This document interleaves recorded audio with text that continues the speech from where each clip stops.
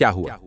जब अचानक से अयोध्या में प्राण प्रतिष्ठा के बाद प्रभु श्री राम की चरण पादुका लेकर प्रकट हो गए साक्षात भरत।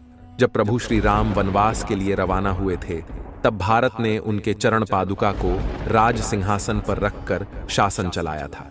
और जब प्रभु श्री राम 14 वर्ष का वनवास पूरा करके पुनः अयोध्या लौटे थे, तब इसी चरण पादुका को धारण करके कई हजार सालों तक अयोध्या पर राज किया।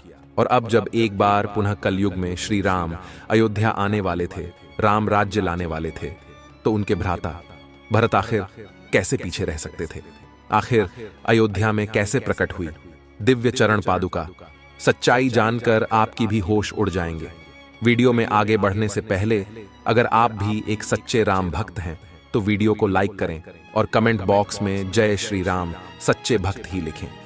अयोध्या में राम लल्ला की प्राण प्रतिष्ठा के एक दिन बाद राम मंदिर के द्वार खुलते ही 5 लाख से अधिक श्रद्धालु वहां एकत्र हुए।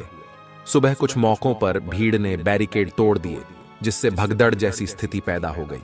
लेकिन हर बार परिसर में और उसके आसपास तैनात 8000 मजबूत पुलिस दल ने भीड़ को नियंत्रित किया। प्रतिष्ठा समारोह से पहले 1.5 लाख से अधिक भक्त अयोध्या पहुंच गए थे और धर्मशालाओं में रह रहे थे। कुछ लोगों ने खुले आसमान के नीचे रात बिताई। उनका लक्ष्य था राम लल्ला की प्राण प्रतिष्ठा के बाद पहली सुबह मंदिर के द्वार खुलते ही प्रवेश करना था। 23 जनवरी को राम मंदिर के दरवाजे आम श्रद्धालुओं के खुलते ही लोगों की इस भीड़ में एक शख्स ऐसा भी था जिसने अपने सर पर दिव्य चरण पादुकाएं उठा रखी थी। वह भीड़ में निरंतर मंदिर के अंदर जाने का प्रयास कर रहा था। कई लोगों ने उसे देखा। तब उसका कहना था कि वह दिव्य चरण पादुकाएं प्रभु श्री राम को भेंट करने आया है, क्योंकि यह उनकी ही चरण पादुकाएं हैं। कार्तिक नाम के एक भक्त का कहना था कि वह शख्स जिसने चरण पादुकाएं अपने सर पर उठाई हुई थी, वह हमारे साथ कई घंटे तक दर्शन के लिए इंतजार में खड़े रहे।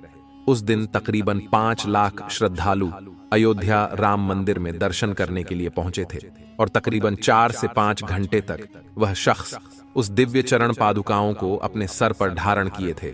उनका एक ही कहना था कि वे यह चरण पादुकाएं प्रभु श्री राम के लिए लाए हैं और उन्हें सौंपकर ही अपना कर्तव्य पूरा करेंगे। जब तकरीबन 4 से 5 घंटे इंतजार करने के बाद हमें राम लल्ला के दर्शन का सौभाग्य प्राप्त हुआ, उस समय भी वो मेरे साथ थे। उन्होंने वह चरण पादुकाएं हैं प्रभु श्री राम के गर्भगृह के सामने रख दी। जब मैंने उनसे उनका नाम पूछना चाहा, तब उन्होंने कहा कि मैं यहां से 14 किलोमीटर दूर भरत कुंड से आया हूं और अचानक कहीं अंतर ध्यान हो गए। ये चमत्कार अपनी आंखों के सामने देखकर कार्तिक के भी होश उड़ गए थे। उन्होंने रामलीला के दर्शन किए और तुरंत ही भरत कुंड के लिए रवाना हुए, जो कि वहां से 14 किलोमीटर दूर स्थित था। आगे वीडियो में हम बताएंगे वह दुर्लभ इंसान आखिर कौन थे और भरत कुंड पर पुनः कैसे कार्तिक की उनके साथ मुलाकात हुई। लेकिन उससे पहले हम भरत कुंड के अस्तित्व को अच्छी तरह से जान लेते हैं। पवित्र नगरी अयोध्या में एक तरफ भव्य राम मंदिर बन रहा है, तो दूसरी तरफ राजा राम के अनुज भरत की तपोस्थली नंदीग्राम के भरत कुंड की भी चर्चा तेज है। त्रेता युग में भगवान राम का राज्याभिषेक हुआ था, तो इसी भरत कुंड से पवित्र तीर्थ का जल डाला गया था और इसी स्थान पर तप करते हुए भरत ने प्रभु श्री राम का इंतजार किया था। भरत ने 14 साल अपने भाई राम की प्रतीक्षा ने तपस्या की थी। माना जाता है भरत ने यह सोचकर कि जब उनके राम वनवास में हैं और जमीन पर चलेंगे और वहीं सोएंगे, तो भरत कैसे अपने बड़े भाई के जैसा जीवन व्यतीत कर सकते हैं। यह सोचकर उन्होंने यहाँ एक गुफा बनाई जो जमीन से लगभग 8 सीढ़ी नीचे है। यहीं उन्होंने 14 साल तप किया। जब 14 वर्ष के वनवास के लिए राजपाट छोड़कर चले, तो भरत उनको मनाने गए। मर्यादा पुरुषोत्तम श्री राम अपने पिता के वचन से बंधे थे। लौटना स्वीकार नहीं किया, लेकिन भरत के अनुरोध पर अपनी चरण पादुका उनको सौंप दी। नंदीग्राम में भरत श्री राम की खड़ाऊ को प्रतीक के तौर लेकर अयोध्या का राजपाट चलाने लगे। 14 वर्ष वनवास खत्म कर जब राम अयोध्या वापस लौटे, तो यहीं पर भरत से मिले। तो भरत ने उन्हें पुनः चरण पादुका लौटा दी। अब जब पुनः प्रभु श्री राम अयोध्या लौट चुके हैं, हो सकता है भारत पुनः उन्हें चरण पादुका लौट अयोध्या आए हो। जब कार्तिक भरत कुंड पर पहुंचे तो भारत कुंड प्रभु राम के आने की खुशी में पूरी तरह से सजा हुआ था। तभी कार्तिक जी को रहस्यमय तरीके से वही व्यक्ति भारत कुंड में स्नान करता हुआ दिखाई दिया, जो चरण पादुका लिए अयोध्या राम मंदिर में मौजूद था। इसके बाद कार्तिक ने उनसे पूछा कि आप अयोध्या में रहस्यमय तरीके से कहां गायब हो गए थे और आप यहां पर क्या कर रहे हैं। तो उस दिव्य व्यक्ति ने कहा कि हमारे पूर्वज कई सालों से इसी भरत कुंड के आसपास ही निवास करते हैं और प्रभु श्री राम के भाई भरत को अपना इष्ट मानते हैं। एक दिन रात्रि के समय स्वयं भरत हमारे सपने में आए और उन्होंने हमसे कहा कि भरत कुंड के गुफा के अंदर एक दिव्य चरण पादुका रखी हुई है, उसे ले जाकर अयोध्या में नवनिर्मित राम मंदिर के अंदर रखना होगा। वहां प्रभु श्री राम अपना राज सिंहासन संभालेंगे। जब हमारी आंखें खुलीं तो स्वप्न अनुसार अपने राजा का आदेश मानते हुए हम उस चरण पादुका को अपने सर पर रखकर अयोध्या धाम के लिए रवाना हुए और जब राम मंदिर आम श्रद्धालुओं के लिए खुल गया तब हमने वह दिव्य चरण पादुकाएं प्रभु श्री राम को समर्पित कर दी। अयोध्या में दिन प्रतिदिन ऐसे कई दिव्य चमत्कार लगातार हो रहे हैं। हाल ही में 22 जनवरी 2024 को अयोध्या के भव्य राम मंदिर में भगवान राम लल्ला की प्राण प्रतिष्ठा हुई। इसके अगले ही दिन लाखों लोग अपने आराध्य के दर्शन को उमद्द पद्धे। इसी दौरान एक बंदर भी गर्भगृह में प्रवेश कर गया।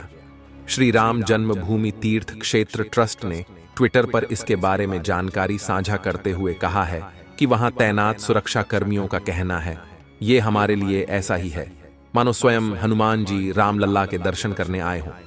यह घटना 23 जनवरी को शाम के करीब 5:50 की है।